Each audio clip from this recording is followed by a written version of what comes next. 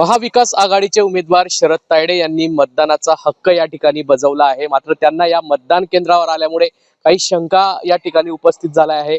स्वतः बातचीत करण्यासाठी शरद तायडे आपल्या सोबत आहेत। भाऊ, काय सांगणार? या ठिकाणी तुम्ही मतदान केंद्रावर आलेले आहे, अनेक शंका तुम्ही उपस्थित केल्या, काय नेमके शंका आहे? अरे मी तर अगं उमेदवार असून मला त्याने तुझा आयडी कार्ड दाखव.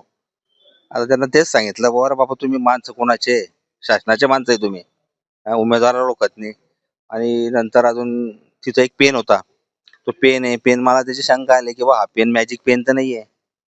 आणि राहिला विषय की बा मी त्यांना ते विचारलं की बा आता हे मतदार तुम्ही पावती मला देताय, ते पावती आता हे पावतीवर नंबर तर नाहीये ना, किंवा उद्या उठून ते मतदान ह्या पावतीचा मतदानाला शरद ताईने कोणाला मतदान दिलं हे तर कोणाला समजायला नको. नाही तसा काही विषय नाहीये त्याचा. आणि तो मॅजिक पेनचा विषय होता, तर मॅजिक पेनचा विषय मी त्यांना विचारला, म्हटलं मॅजिक पेन हा विषय असा आहे की ते 2 दिवसांनी गायब होऊन जातो, तो मॅजिक पेन ऑटोमॅटिक गायब होऊन जातं.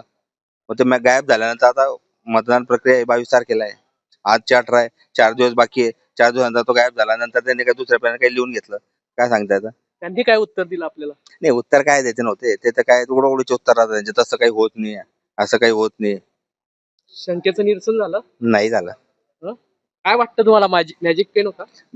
असू शकतो, मी त्याला पाहिलं, पण मग ते काही विषय नाही येतात. त्यांनी म्हणे बा तसा नाही येतो, उडवडीचे उत्तर दिले त्यांनी मला. या संदर्भात काही निवडणूक आयोगाकडे तक्रार करून आता पाहत आमच्या वरिष्ठ जे येतील तसं मी सांगतो त्यांना काय विषय. अच्छा, नक्कीच या ठिकाणी मतदान केंद्रावर आल्यावर शरद तायडे यांना शंका उपस्थित झालेली आहे। पुढे मॅजिक पेन असल्याच्या भावना त्यांनी व्यक्त केल्या आहे। आपण निवडणूक आयोगाकडे तक्रार या संदर्भात करणार असल्याच्या भावना शरद तायडे यांनी व्यक्त केल्या आहेत। जुगल पाटील, जय महाराष्ट्र न्यूज, जळगाव।